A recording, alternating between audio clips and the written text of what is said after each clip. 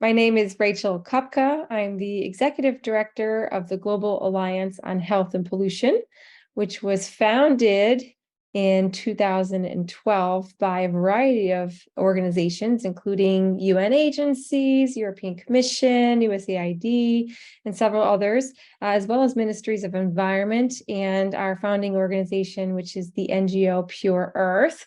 And we were founded with the mission to raise attention and awareness to the health impacts of pollution at the global level. So I had been working with Pure Earth for about a decade, and then we branched out and incorporated the Global Alliance on Health and Pollution in Switzerland at the request of our membership, because there was such an underserved, this was such an underserved area that we were really looking to bring attention at the global level and to raise attention, awareness, resources, and obviously with the ultimate goal of getting those resources into the hands of low and middle income countries who are really looking to tackle their main pollution problems.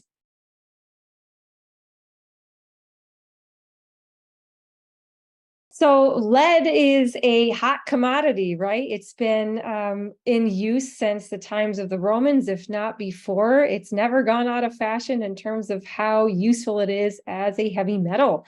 It is used in a variety of products globally for a variety of reasons, principally in the power and energy storage area, but as well as for eons. It's been used for ammunition and other purposes. So today, about 85% of the lead that's used in industry is for lead acid batteries. This is a decently old technology for energy storage, right? Every vehicle has a lead acid battery in it. There is no equivalent in terms of its use and reliability. But lead is also used for a variety of other purposes, for instance, medical uses, right? For those vests that we use to prevent exposures to X-rays. It's used to protect a variety of nuclear power facilities and things like that. So, but primarily the use is in batteries, and those batteries, lead acid batteries, are used in cars, trucks, motorcycles, telecommunications, energy backup for homes or solar, or telecoms or hospitals. A lot of low and middle income country homes use them as backup energy for their electricity uses. So it's used in so many different products. And those are all legal and used on purpose, right?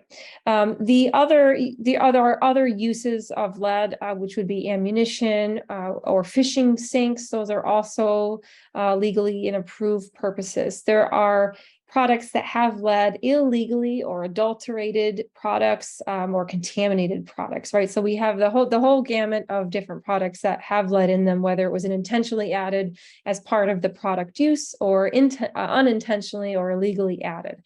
So it's a major commodity. It's a very expensive. It's about $1 per pound on average. So a used lead acid battery, for instance, is worth quite a lot of money. So why is it a health concern? Well, it's really only a health concern when it comes into contact with people. Or if we look at it from the biodiversity perspective, when it comes into contact with different animals or through the food chain or things like that, where there are going to be health impacts. So there is no safe level of lead exposure. So no level of being exposed to lead dust, lead in the lead in soil, lead in food products, or lead in toys. No level of exposure is safe. And we're particularly concerned with children's health exposures to lead, but it is also an issue for adults, or throughout the entire life cycle of a human, from prenatal exposures up to seniority. And so we're really concerned because today 1 in 3 children are considered lead poisoned, and this is at a level of 5 micrograms per deciliter of lead in blood. And this is really concerning because the impacts that children face when they're exposed to lead is really, really severe, even at very low levels of exposure. Lead, of course, is a neurotoxin. So when children are exposed when they're in the womb to age 5, when their brains are developing, it's a really critical stage. And what lead does is it kind of mimics calcium in the brain, and it will actually impair the development of neural connections in the frontal cortex. And those cause all sorts of problems as a child develops. It can obviously have impacts on IQ, or the ability for children to process information correctly, or to make decisions in the right ways, or they may have learning disabilities.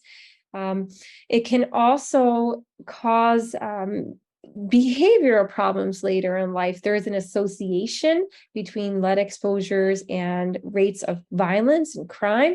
The causal relationships are still under research, but there's definitely a very large exposure, a large association between those issues. So it's really an issue of neurological importance. Also, lead mimics calcium in the bones. So when children are developing, they'll get, if they're exposed to higher levels of lead, they have kind of brittle bones, right, where their bones may be deformed or not as strong. That might mean that they can't play as robustly as other children who are not exposed. And also as a person ages, this becomes really critical. So as older people are less able to absorb calcium, or had a low calcium diet, and they are also exposed to lead, as they age and their bones start to mobilize calcium for use in the body, it will also mobilize lead. And this then would cause a whole nother series of symptoms of lead exposure. There are associations with dementia and Alzheimer's. And this is a particular concern as women start going through menopause, or as women are pregnant and start to mobilize minerals for the development of a fetus to grow. So the health impacts are really quite severe. In adults, we associate lead exposures primarily with cardiovascular disease, so heart attacks. It hardens the arteries. The impacts of lead are really on par with kind of smoking cigarettes. The exposures that we know about globally from lead today lead is causing about 1 million premature deaths each year. These are primarily cardiovascular deaths. So it's really quite a significant chemical of concern when we talk about health impacts.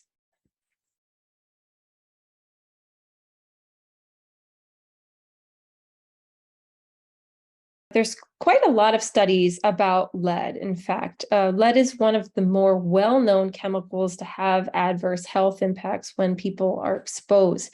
There's a very good report that came out in 2020 by UNICEF and Pure Earth called The Toxic Truth. This is the one publication that really brought to light that 1 in 3 children are lead poisoned, or 800 million children globally. It goes through in quite a lot of detail what the health impacts are for children and at what levels. So at up to 0 to 5 micrograms per deciliter, you see this type of neurological impact, and these different thresholds of exposure, what that translates to in terms of a health impact. So it goes through that in quite a lot of detail and in quite an accessible way. There's lots of other resources out there in terms of looking at what lead does to human health. There's also a decent amount of information, scientific literature on the impacts of lead on biodiversity, for instance. Back in the day, one of the major exposure threats for the American California condor was actually lead exposures. That was causing a lot of premature death in that population of birds, where they were eating the entrails of animals left after they were being hunted, right? So the hunters were taking out the entrails, which had lead in them.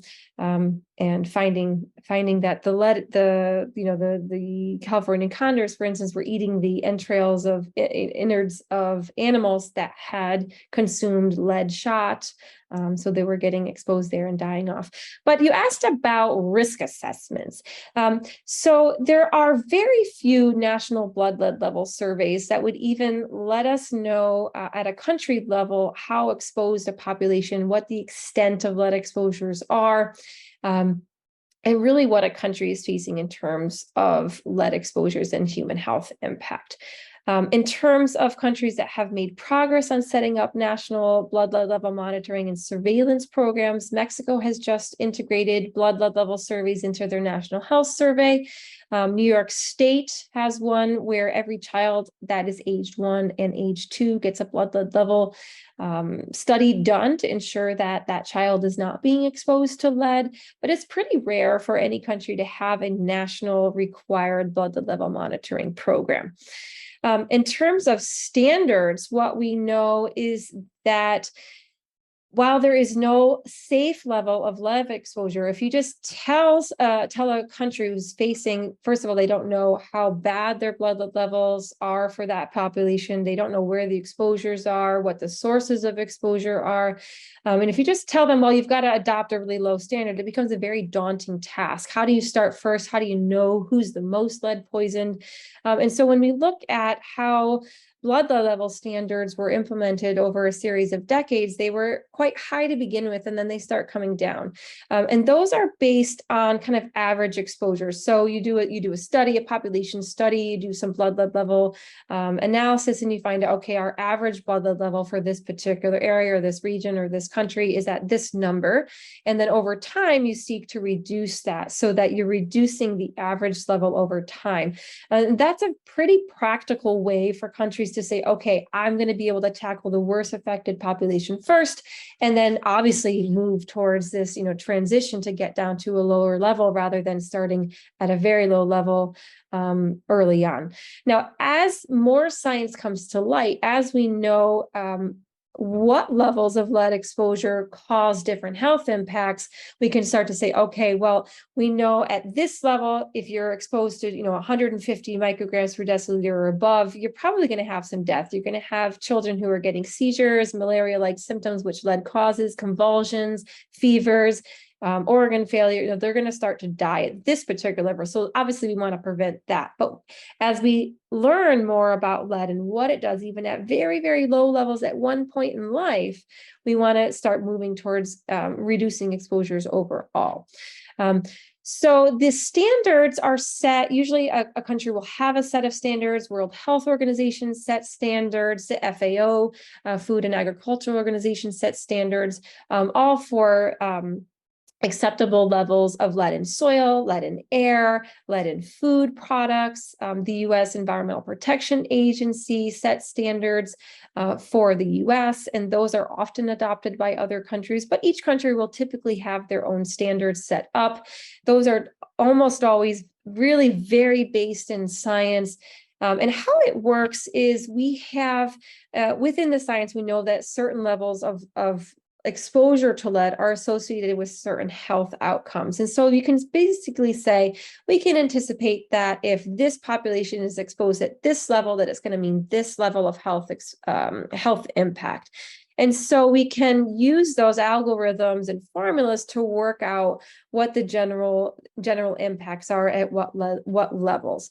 And so those standards come in and saying, okay, at this level, we know that there is this health impact, and at this level, there's this health. And so you go down and say, okay, at this level, we know that a given population, if they're exposed at this very, very low level, are not going to see these health impacts. And so that's typically the process of how a standard is set.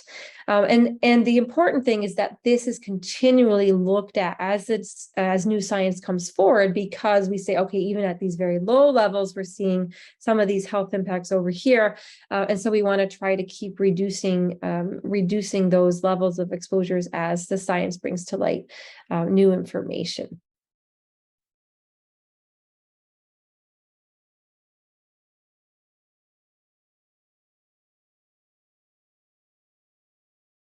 There's a few different really good actions that have taken place globally that we really are celebrating, which is UN Environment Program announced in 2021 that lead in gasoline had been completely phased out globally. Now, this is quite an achievement. It was introduced originally to prevent the knocking of engines in vehicles, and the tetraethylate lead was added to help make these engines run smoother. And of course, as it was combusted, it was causing all sorts of emissions of lead into the environment. And so over the course of about 40 years, they were finally able, through a very concerted effort, to get countries to regulate lead in gasoline to prevent it from being added into the manufacturing process. And as the technology for cars progressed, there was no longer a need for lead in gasoline. So that also facilitated it. But it took a long time. And it's really surprising that it would take us, as a globe, 40 years to do that. But it has been done, which is great. And those partnerships that were formed can be used to start looking at how we can take additional measures. A second effort that's really been quite successful is the Global Alliance to Eliminate Lead in Paint. But more than 80 countries have adopted regulations that limit the amount of lead that can be added to paint. This is a source of exposure primarily in the US, but in other countries where there are homes that were built before a certain time that had lead in paint. But paint still has lead in it in certain countries and certain types of paints. But the overall impact on human health is really not well known, because we don't know how many residential areas in low and middle income countries actually have residential paint where children are being exposed. So there's a lot more that needs to be done. There are so many other new additional sources of lead exposures that we find out about. It feels like almost weekly that we find out about a new source of lead exposure, whether it's lead in incense that's burned in a home, or lead in a toy, or lead in food products, adulterated spices. Obviously, unsound used lead acid battery recycling is a major issue and source of exposure. So there's lots of different sources of exposure. And so when we look at how do we tackle it globally, well, these types of global problems like lead in gasoline, lead in paint, that are pretty much everywhere. Unsound used lead acid battery recycling is another one that's found pretty much in every low and middle income country. Those are issues that really can be tackled at the global level to say, okay, how do we do this right? How do we do it safely? How do we get those standards and regulations put in place in these different countries? And how do we ensure that the industry is taking action? And those are examples of places where it's been done well that can then be taken and applied to a low and middle income country context. There are other cases where it's more regional or more at the national level. So the adulteration of spices, for instance, is typically an issue that we're seeing as a domestic issue. There is some exposure to adulterated lead in spices in the US, for instance, or in other countries where spices are being adulterated at the national level and then are being taken into another country, whether it's intentionally through export or through families who are just bringing the taste of the flavor of home, right? So what happens at the national levels, you have a particular series of producers that are producing some sort of, the farmers that are producing a spice, and it goes to the manufacturing process where maybe the color isn't quite right. As they're grinding up turmeric, for instance, it's not as bright yellow as the consumers like, or the perception of the producers that the consumers like these very brightly colored spices. So they might add some lead chromate to help enhance the color. But when we look at where do those products go, they're typically for domestic consumption, because the export quality standards, the mere fact that the US or Europe or other countries might be testing their imports will prevent that producer from actually adding lead chromate to spices that will be exported, because they know they're going to be rejected. But the domestic market might be a different case entirely. Maybe there is no testing of domestic spices.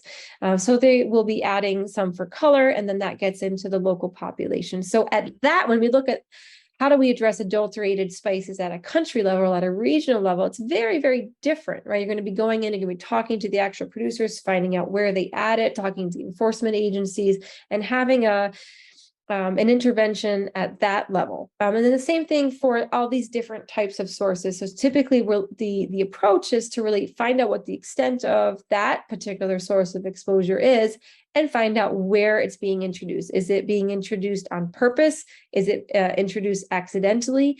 Is lead being uptaken into the food product itself? It's in the soil. Does the soil need to be remediated? So we're looking at where is the actual source of contamination occurring, and how do you prevent that exposure from happening? And of course, while we're doing that type of intervention, we want to look at how do you actually cut that pathway of exposure. So if it's adulterated spices, the opposite side of that intervention is saying to a family, when you go and you buy your spices, ask. Get your spices tested, get your kids tested, find out where your kids are getting exposed, right? So there's these two sides of an intervention that needs to happen. And those are very much a local or a national response.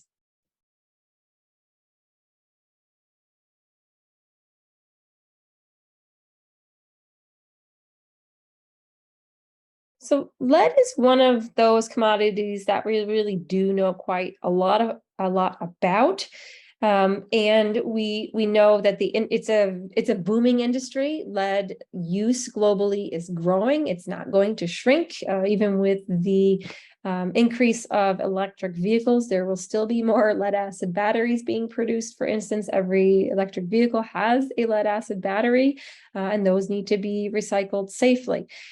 So when we look at the tremendous value of the industry and it's a multi-billion-dollar industry, the big industry associations are really on board with this because lead is so valuable. They don't want to lose it to the environment. And the cost of lead pollution in terms of health impact is actually pretty decently documented. Now, it might not be documented in a way that's appropriate for a low and middle income country context. But we do have a way of assessing that, and that's looking at the cost of lead exposure to health in terms of lost productivity to the environment, to the economy, right? So basically, we can look at the economic cost and compare the loss of productivity in a population due to lead exposures, whether people are sick and staying home from work, whether children are sick and not going to school and therefore not getting the education that they need to succeed in life, or whether it's premature death, right? So people are literally dying before their time or before they ought to have, and therefore have lost years of life and therefore are not contributing to economy. So we can do those calculations. Economists have done this. And the global estimates are that lead exposures are costing about 1.2% of global GDP. In some countries, those numbers are really quite high. They're actually coming down to around 2 to 4% of country level, national GDP. And we also have a new lead calculator that will come out hopefully next year in Science, which will look at if you have a population exposed at this average blood lead level, what is it actually costing that country in terms of economic loss? And those numbers will be based very much on very country-specific information. So the best paper for looking at the cost of lead pollution was a 2011 study by Leo Tresand, in which they really talk quite accurately about the estimates of billions of dollars to low and middle income countries. The economic ranges is between $700 billion to $1 trillion for the total economy of the world. So it's really quite high. But when we look at how valuable lead is as a commodity, it's a multi-billion-dollar industry, but the cost of exposures, these leakages that are happening, is much, much more and much greater. And so it is in our interest as a globe to really look at how we can safely and soundly manage lead. It's absolutely critical. It's one of these very, very toxic metals. It's been around for ages. We know about it. We've tried to do a lot globally to phase out the unsound management of lead in gasoline, lead in paint. And there's so much more to be done, but it is absolutely worth it to do so. It's critical that we do so for protecting every child's ability to lead a successful, healthy, happy life. And we really do owe it to future generations to ensure that we manage this chemical soundly.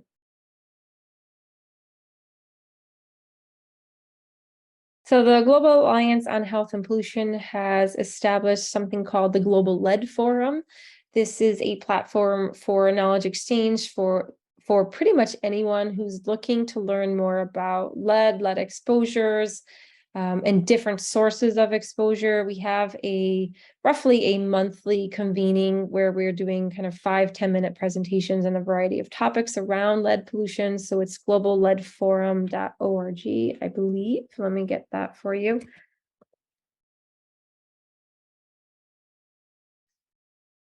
Yeah, globalleadforum.org. It's really meant to enable knowledge sharing and awareness raising about lead. Hopefully it will also evolve into kind of a call for action.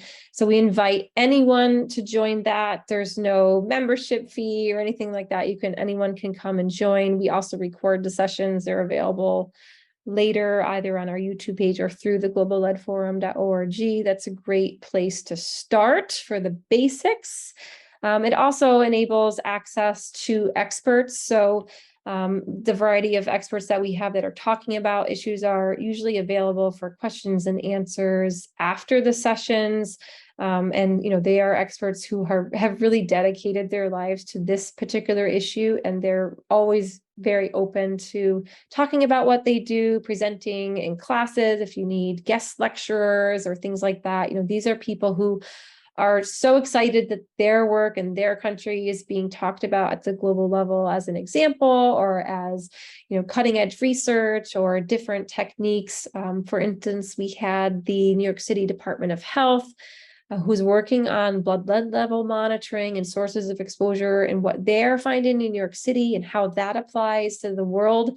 As New York City is a melting pot, those types of research and information that help inform other countries or other populations about lead exposures is really exciting and interesting. And, I know that those experts are more than willing to chat with students or to present.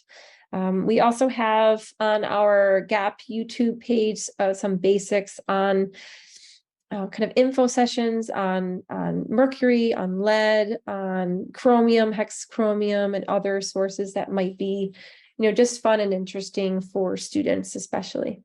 So it's been a pleasure to speak to you today about lead pollution and exposures. I hope you found it informational and exciting and as interesting as we do. It's a really compelling issue, and we hope that you'll join us at the Global Lead Forum. Please feel free to visit GAHP.net for more information. Please reach out. We're here as a resource. We're here to answer questions, and we're here to connect you with experts. So please don't hesitate to reach out to us. And we wish you lots of luck on this exciting career path you've chosen.